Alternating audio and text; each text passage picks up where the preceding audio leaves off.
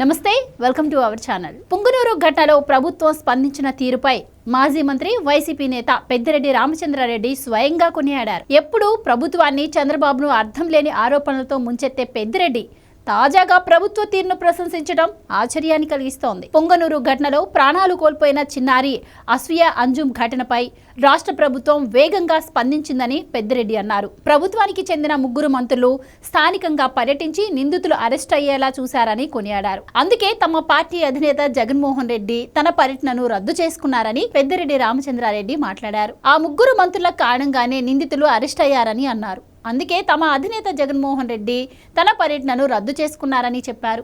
తిరుపతిలోని తన నివాసంలో సోమవారం పెద్దిరెడ్డి ప్రెస్ మీట్ నిర్వహించి ఈ మేరకు స్పందించారు. పొంగనూరులో 7 ఏళ్ల ఓ బాలికను కిడ్నాప్ చేసి దారుణంగా హత్య చేసిన విషయం తెలిసిందే. ఆ హత్యకు గురైన చిన్నారి ఆస్పియా ఫ్యామిలీని కలవడం కోసం ఈ నెల 9న జగన్ పొంగనూరుకు వెళ్లాలని నిర్ణయించుకున్నారు. అయితే జగన్ పొంగనూరు పర్యటనను రద్దు చేసుకున్నట్లుగా ఎమ్మెల్యే పెద్దిరెడ్డి రామచంద్రారెడ్డి వెల్లడించారు. చిన్నారి హత్యకు వారి వ్యక్తిగత ఆర్థిక లావాదేవీలే కారణమని పోలీసులు తేల్చేశారు. పొంగనూరులో జరిగిన మైనర్ బాలిక హత్య కేసులో 3 నిందితులను అరెస్టు చేసినట్లు తెలిపారు.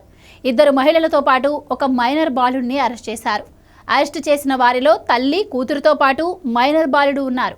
ప్రస్తుతం కేసు దర్యాప్తు దశలో ఉందని, విచారణ పూర్తయ్యాక మరిన్ని వివరాలు వెల్లడిస్తామని చిత్తూరు జిల్లా ఎస్పీ తెలిపారు. హత్యకు గురైన 6 ఏళ్ల చిన్నారి తండ్రి స్థానికంగా ఉంటున్న హసీనా అనే ఓ మహిళ వద్ద 3.5 లక్షలు తీసుకొని ఇవ్వలేదు. పైగా సివిల్ కోర్టులో కేసు వేస్తానని బెదిరించాడు.